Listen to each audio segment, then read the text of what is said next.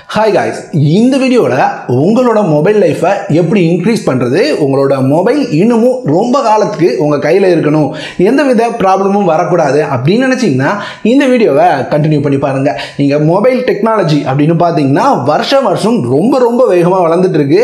ஏன்னா நம்ம 2 வருஷத்துக்கு முன்னாடி பார்த்த மொபைல் மாதிரி இப்போ உள்ள மொபைல்ஸ் இல்லை. அது மட்டும் இல்லாமல் அதனோட பர்ஃபார்மன்ஸ் அப்படின்னு பார்த்தீங்கன்னா வேற லெவலில் கொண்டு போயிட்டு இருக்காங்க. கேமராஸும் வேற லெவலில் போயிட்டு இருக்கு. ஸோ இப்படி இருக்கிறதுனாலே மொபைலை நிறைய பேர் ரொம்ப சீக்கிரமா அப்கிரேட் பண்ணிட்டு இருக்கீங்க.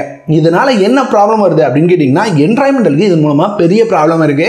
ஏன்னா இங்க மொபைல் மட்டும் இல்லை, இந்த மாதிரி இ வேஸ்ட் எலக்ட்ரிக்கல் வேஸ்ட்டை நம்ம அதிகமாக கொண்டு வரும்போது, அதாவது புது மொபைல் எடுத்துட்டோம் அப்படின்னா பழைய மொபைலை தூர போட்டுருவோம். ஸோ இந்த மாதிரி பண்றதன் மூலமா இ வேஸ்ட் அதிகமாகுது. ஸோ இது என்விரான்மெண்டலுக்கு ரொம்ப பெரிய பாதிப்பை ஏற்படுத்திட்டு இருக்கு. ஸோ இந்த வீடியோவில் ஒரு 11 டிப்ஸ் சொல்ல போறேன். இந்த டிப்ஸ் எல்லாமே உங்களோட மொபைலோட லைஃபை இன்க்ரீஸ் பண்றதுக்காக இருக்க போகுது. ஃபர்ஸ்ட் விஷயம், ஒரு சிம்பிளான அட்வைஸ் கூட எடுத்துக்கலாம். ஒரு மொபைலை வாங்குறீங்க அப்படின்னா குறைஞ்சது 2 வருஷமாவது யூஸ் பண்ணணும். எந்தவித டெக்னாலஜி இம்ப்ரூவ் ஆனாலும் அந்த மொபைல் நீங்க மாற்றணும் அப்படின்ற சிச்சுவேஷனுக்கு போகவே கூடாது. மொபைல் டேமேஜ் ஆகுது அப்படின்றத தவிர மற்றபடி இந்த மொபைலை மாற்றிடலாம் அப்படின்ற எண்ணத்துக்கு வரவே கூடாது. ஸோ அதுக்கு ஏற்ற மாதிரி ஒரு மொபைலை செலக்ட் பண்ணிக்கோங்க வாங்கும் போதே. ஸோ ப்ரைஸை பார்க்காம உங்களுக்கு என்ன தேவை இருக்கு அப்படின்றதுக்கு ஏற்ற மாதிரி ஒரு மொபைலை செலக்ட் பண்ணிட்டீங்க அப்படின்னா குறைஞ்சது 2 வருஷத்துக்கு நீங்க மொபைலை மாற்ற வேண்டியதே இருக்காது. சரி, மொபைலில் என்னென்ன ப்ராப்ளங்கள் வரலாம், அதை எப்படி ரிசால்வ் பண்ணலாம் அப்படின்றத பார்க்கலாம். ஒரு மொபைலை சேஞ்ச் பண்றதுக்கு மெயின் ரீசன்ஸ் அந்த மொபைல்ல வர ப்ராப்ளம்ஸ். இந்த ப்ராப்ளம்ஸ் எங்கெங்க வரலாம் அப்படின்னு கேட்டீங்கன்னா, மொபைல் டிஸ்பிளே டேமேஜ் ஆகலாம், சார்ஜிங் போர்ட் ஒர்க் ஆகாம போகலாம், ஸ்பீக்கர் ஒர்க் ஆகாம போகலாம், பேட்டரி சார்ஜ் நிக்கல அப்படின்ற மாதிரி இருக்கலாம். இந்த காரணங்களுக்காக தான் ஒரு மொபைலை அதிகமாக மாத்துறாங்க. ஸோ இதை நீங்க தடுக்கணும் அப்படின்னா சிம்பிள் தான். உங்களோட மொபைல்ல எதுவும் ப்ராப்ளம் இருந்ததுன்னா பக்கத்தில் இருக்க சர்வீஸ் சென்டர், அதாவது நீங்க அஃபிஷியல் சர்வீஸ் சென்டர் தான் போகணும் அப்படி அவசியம் இல்லை. உங்களுக்கு பிடிச்ச ஒரு கடையில் போயிட்டு தேவையான அமௌண்ட் கொடுத்து உங்களோட மொபைலை சரி பண்ணி எட்டு வந்துருங்க.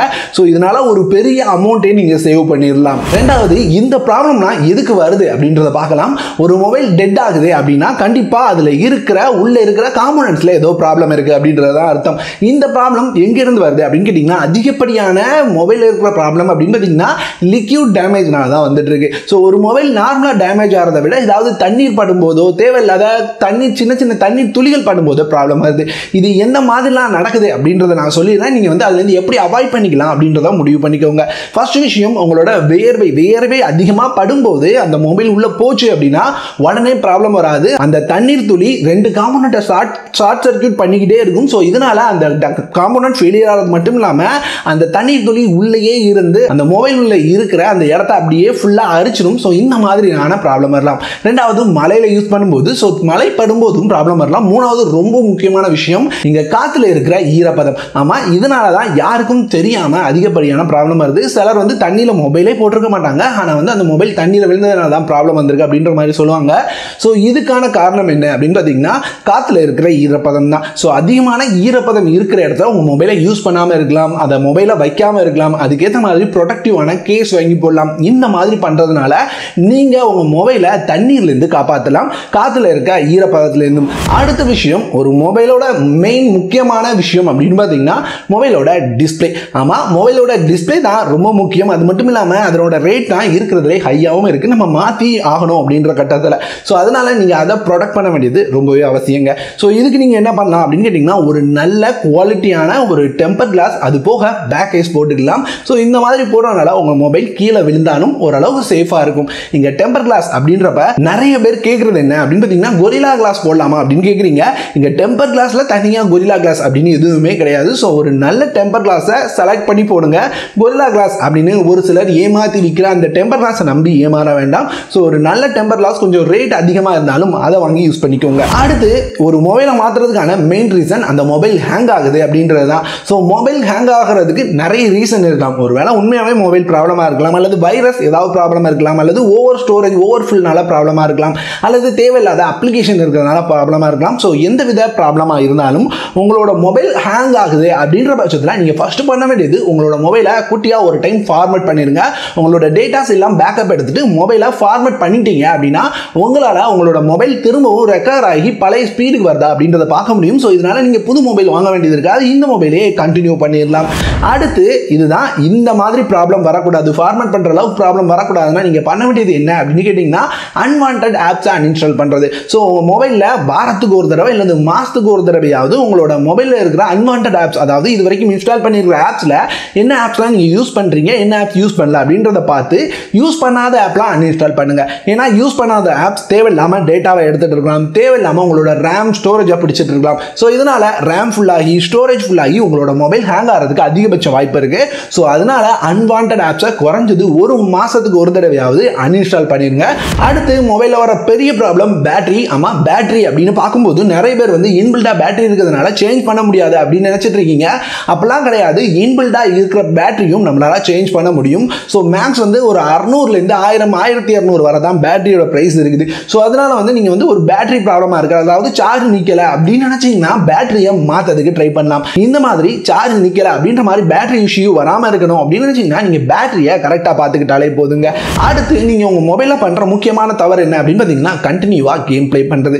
இங்கே கேம் ப்ளே பண்ணாதீங்க அப்படின்னு சொல்ல வரல, கண்டினியூவாக ப்ளே பண்ணாதீங்க. நமக்கு இன்ட்ரெஸ்ட் இருக்குது அப்படின்றதுக்காக ஒரு மொபைலை கண்டினியூவாக கேமிங்கில் புஷ் பண்ணும்போது மொபைலில் இருக்கிற சிப்செட் கண்டிப்பாக ஹீட் ஆக போகுது. ஸோ ஓவர் ஹீட்டிங் அப்படின்றது எந்த எலக்ட்ரானிக் காம்பனன்ட்ஸையும் பாதிக்காமல் இருக்காதுங்க. ஸோ இங்கே லேப்டாப்போ பிசியோ எதுவாக இருந்தாலும் ஓவர் ஹீட் ஆகும்போது அதனோட ஃபுல் பர்ஃபார்மன்ஸில் கொஞ்சம் கொஞ்சமாக கம்மியாகிட்டே வரும். ஏன்னா உள்ளே இருக்க ரெசிஸ்டர்ஸ் ஏதாவது ஃபெயிலியர் ஆகிற பட்சத்தில் கண்டிப்பாக அந்த மொபைலில் பாதிப்பு இருக்கும். ஸோ மொத்தமாக உடனே தெரியாட்டியும் காலப்போக்கில் அதை நம்ம பார்க்க முடியும். ஸோ அதனால் வந்து ஒரு மொபைலுக்காக நீங்கள் கேம் ப்ளே பண்ணுறீங்க அப்படின்னா அந்த மொபைலுக்கு ரெஸ்ட் கொடுக்க வேண்டியது ரொம்பவே அவசியம். ஸோ ஒரு 2 மணி நேரம் 3 மணி நேரம் கேம் ப்ளே பண்ணுறீங்க அப்படின்னா ஒரு மொபைலுக்கு அந்த மொபைலுக்கு 1 மணி நேரமாவது ரெஸ்ட் கொடுங்க. ஸோ இப்படி ரெஸ்ட் கொடுக்கறதுனால மொபைல் கொஞ்சம் திரும்பவும் கூலப் ஆகும். ஸோ அதனால வந்து காம்பனன்ட்ஸ் வந்து திரும்பவும் பழைய நிலைமைக்கு வரும். ஸோ கண்டினியூவாக ஹீட் ஆகி காம்பனன்ட்ஸில் ஃபெயிலியர் ஆகிற மாதிரி எந்த பிரச்சனையும் இருக்காது மொபைலுக்கு நீங்கள் வந்து ரெஸ்ட் கொடுக்கறதன் மூலமாக. அடுத்து இந்த ஹீட்டிங்கில் நம்ம இன்னொன்று தெரிஞ்சுக்கிற வேண்டிய விஷயம், நீங்கள் கேம் ப்ளே பண்ணால் மட்டும்தான் ஹீட் ஆகும் அப்படின்றதில்ல. நம்ம வந்து அவுட்டோரில் டைரக்ட் சன்லைட்டில் யூஸ் பண்ணோம் அப்படின்னா மொபைல் ரொம்ப ரொம்ப ஹீட் ஆகும். நீங்கள் டைரக்ட் சன்லைட்டில் யூஸ் பண்ணியிருந்தீங்கன்னா தெரிஞ்சிருக்கும். நார்மலாக ஏதாவது ஆப்ஸ் யூஸ் பண்ணாலோ அல்லது நார்மலாக ப்ரௌஸ் பண்ணால் கூட ஓவராக ஹீட் ஆகும். ஸோ இது அந்த மொபைலில் உள்ள ஹீட், அது போக சன்லைட்டை அப்சர்வ் பண்ணுறது மூலமாக ஏற்படுற ஹீட். ஸோ இந்த மாதிரி நேரங்களில் டைரக்ட் சன்லைட்டில் மொபைலை ஓவராக யூஸ் பண்ணுறதை அவாய்ட் பண்ணிக்கலாம். ஸோ மொபைல் ஓவர் ஹீட் ஆகாமல் பார்த்துக்க வேண்டியது உங்கள் கையில் தான் இருக்குது. இதே மாதிரி லோ நெட்வொர்க் இருக்கிற ஏரியாவில் நீங்கள் அதிகமாக டேட்டா புஷ் பண்ணாலும் உங்களுக்கு வந்து ஹீட்டிங் இஷ்யூ அப்படின்றது இருக்கும். ஸோ அதனால் வந்து லோ நெட்வொர்க் இருக்கிற ஏரியாலுமே நீங்கள் அதிகமாக இன்டர்நெட் யூஸ் பண்ணாமல் பார்த்துக்கோங்க. அடுத்த விஷயம், ஒரு மொபைலை ஓவராக புஷ் பண்ணுறது. ஒரு மொபைல், ஒரு மிட்ரேஞ்ச் மொபைல் நீங்கள் வாங்கியிருப்பீங்க. ஸோ அந்த மொபைலால் என்ன ஹேண்டில் பண்ண முடியுமோ அதை தான் அந்த மொபைலுக்கு கொடுக்கணும். அதை விட்டுட்டு நமக்கு பிடிக்கும் அப்படின்றதுக்காக அந்த மொபைலுக்கு ஓவர்லோட் கொடுக்குறது அப்படின்றது கண்டிப்பாக பண்ணவே பண்ணாதீங்க. ஸோ இது கண்டிப்பாக அந்த மொபைலோட லைஃபை அஃபெக்ட் பண்ணும். கண்டிப்பாக இப்போ தெரியல அப்படின்னாலும் லாங் ரன்னில் நமக்கு அந்த மொபைல் டேமேஜ் ஆகிறதுக்கு அதிகபட்ச வாய்ப்பு இருக்குது. ஸோ ஒரு மொபைலால் என்ன முடியுமோ அதை மட்டும் ட்ரை பண்ணுங்கள். ஒரு மொபைலை நீங்கள் வந்து ரொம்ப கம்மி ப்ரைஸில் வாங்கியிருக்கீங்க அப்படின்னா அந்த மொபைல்ஸாக தான் லைட்டர் ஆப்ஸ் அவைலபிளாக இருக்குது. உதாரணத்துக்கு யூடியூப் லைட், ஃபேஸ்புக் லைட், இந்த மாதிரி அப்ளிகேஷன்ஸ்லாம் அவைலபிளாக இருக்குது. ஸோ நீங்கள் வந்து நார்மல் ஃபேஸ்புக்கோ நார்மல் யூடியூபோ இன்ஸ்டால் பண்ணுறதுக்கு பதிலாக அந்த லைட்டர் ஆப்ஸை இன்ஸ்டால் பண்ணலாம். அதே மாதிரி நீங்கள் கேம் கண்டிப்பாக ப்ளே பண்ணி ஆகணும் அப்படின்ற பட்சத்தில் நீங்கள் வந்து லோ செட்டிங்ஸில் மட்டும் ட்ரை பண்ணலாம். அதை விட்டுட்டு நான் ஹை செட்டிங்ஸில் தான் ப்ளே பண்ணுவேன் அப்படின்லாம் ட்ரை பண்ணாமல் இருக்கிறது மூலமாக உங்கள் மொபைலை இன்னுமே நீங்கள் பாதுகாப்பாக வச்சுக்கலாம். அடுத்து கடைசியாக ஒரே ஒரு விஷயம், நீங்கள் உங்கள் மொபைலுக்கு கொடுக்க வேண்டிய ரெஸ்ட். இங்கே ரெஸ்ட் அப்படின்றது இங்கே கண்டிப்பாக கொடுக்கணும் அப்படின்றது கிடையாது, கொடுத்தீங்கன்னா கொஞ்சம் பெட்டராக இருக்கும் அப்படின்றதா. ஏன்னா ஒரு மொபைலில் நம்ம எல்லா ஆப்ஸும் ரன் பண்ணிட்டு இருக்கோம். ஸோ நம்ம வந்து க்ளோஸ் பண்ணும்போது எல்லாமே க்ளோஸ் ஆகுமா அப்படின்னு கேட்டிங்கன்னா இல்லை, பேக்ரவுண்டில் ஒரு சில தேவையில்லாத ஆப்ஸ் ரன் ஆகிட்டு இருக்க வாய்ப்பு இருக்குது. இதை நீங்கள் கம்மி பண்ணுறதுக்கு உங்களோட மொபைலை உங்களால் முடிகிற டைமில் ஒரு டைம் ரீஸ்டார்ட் பண்ணிக்கலாம். ஸோ ரீஸ்டார்ட் பண்ணுறது மூலமாக உங்களோட மொபைல் தேவையில்லாத அப்ளிகேஷன் இருந்ததுன்னா ஆட்டோமேட்டிக்காக கில் பண்ணி ரீஸ்டார்ட் ஆகும். ஸோ ரீஸ்டார்ட் ஆகும்போது தேவையான அப்ளிகேஷன் மட்டும் ஆன் ஆகும். இதன் மூலமாக உங்களோட மொபைலில் பேக்ரவுண்டில் ரன் ஆகிற தேவையில்லாத ஆப்ஸை நீங்கள் வந்து கில் பண்ணலாம்.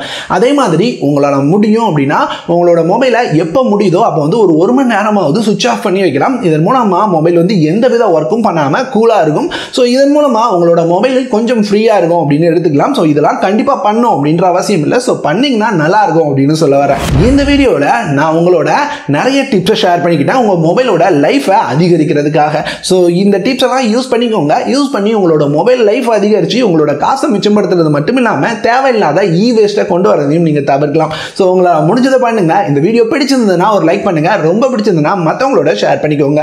இதே மாதிரியான வேற ஒரு சூப்பரான வீடியோட அடுத்த ஒரு வீடியோவில் வந்து உங்களை பார்க்குறேன்.